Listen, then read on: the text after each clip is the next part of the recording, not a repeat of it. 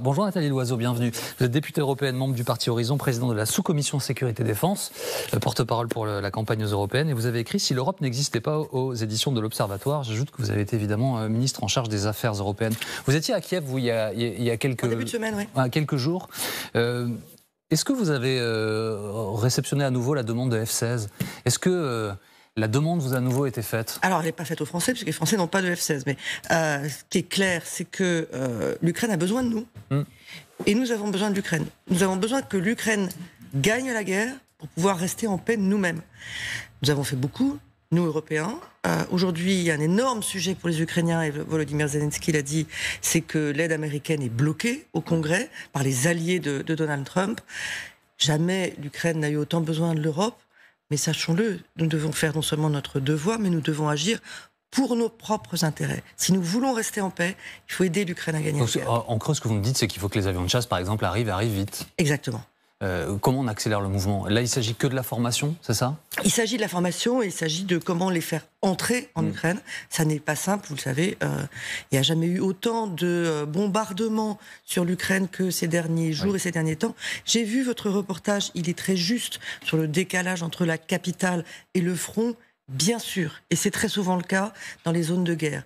Pour autant, quand j'étais à Kiev, il y a eu plusieurs bombardements à coups de missiles hypersoniques. Ça n'a aucun sens militairement. C'est une manière pour la Russie d'essayer de terroriser la population. Encore un mot au sujet des F-16.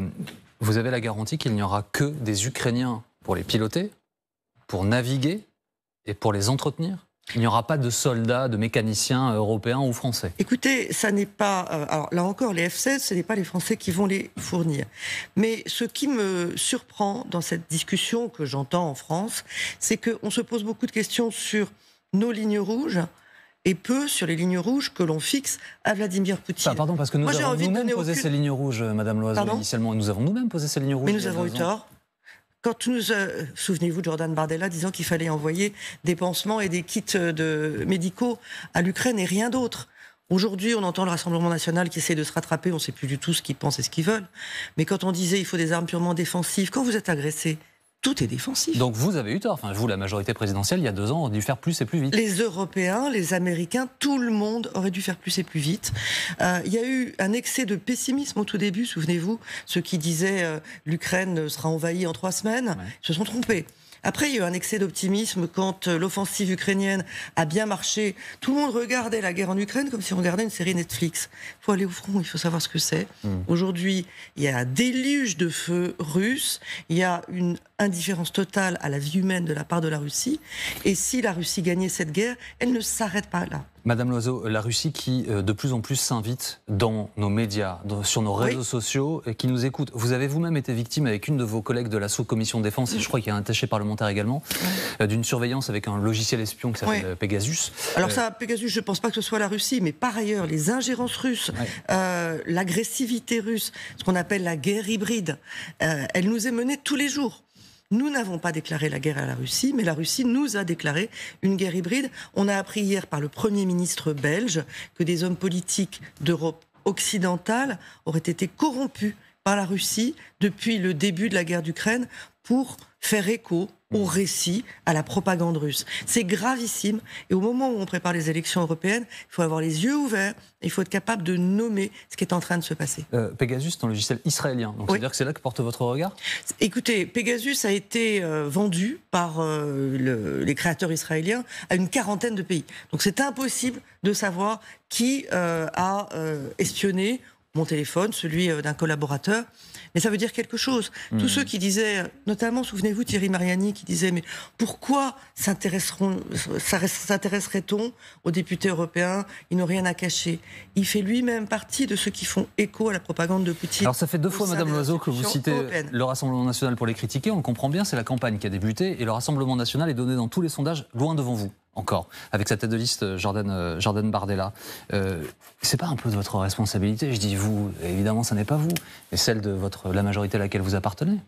Écoutez, c'est certainement une responsabilité collective. Je pense notamment aux oppositions qui s'en prennent tous les jours à la majorité, au lieu de s'en prendre à l'extrême droite. Regardez ce qui vient de se passer au Sénat avec l'accord de commerce avec le Canada.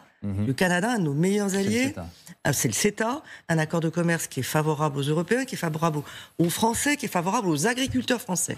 Eh bien, vous avez les Républicains qui courent après l'extrême droite en passant par le Parti communiste. À mon avis, ils vont se perdre et qui votent contre un accord qui nous est favorable.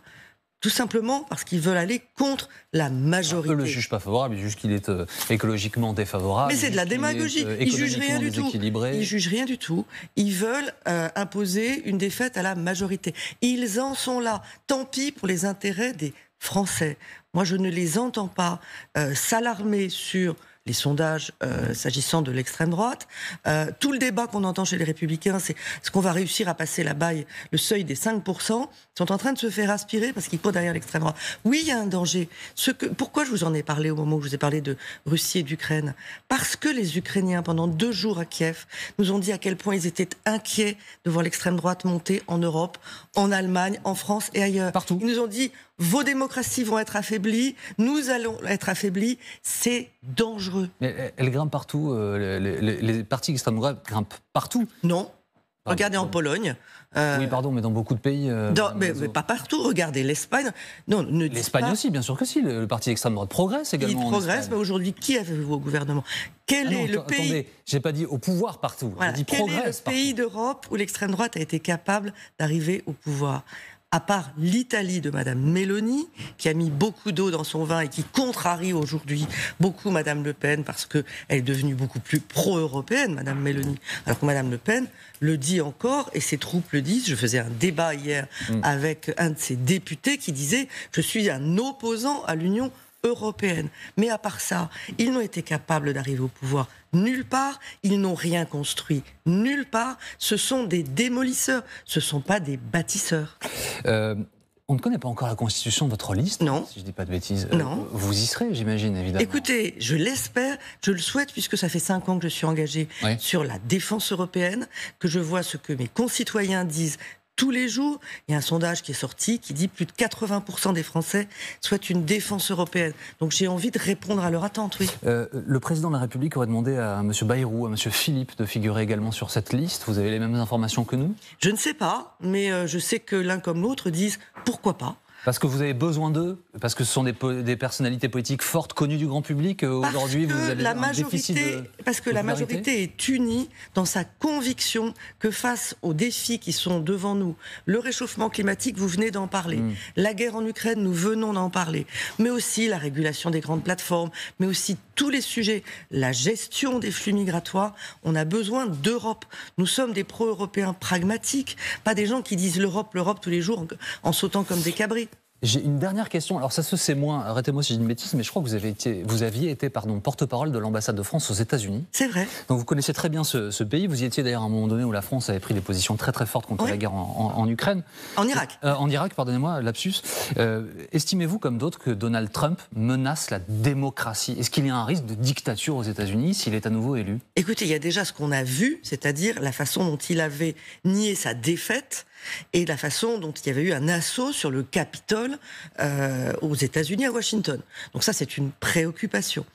Par ailleurs, c'est un danger pour les alliés. On a entendu ce qu'il disait sur l'OTAN. On voit sa manière très particulière de dire la guerre en Ukraine, je vous résous ça en 24 heures. On a vu aussi, au moment de son élection en 2016, les ingérences russes dans la campagne électorale. C'est un danger pour la démocratie? Je veux dire, la première puissance mondiale pourrait devenir une dictature?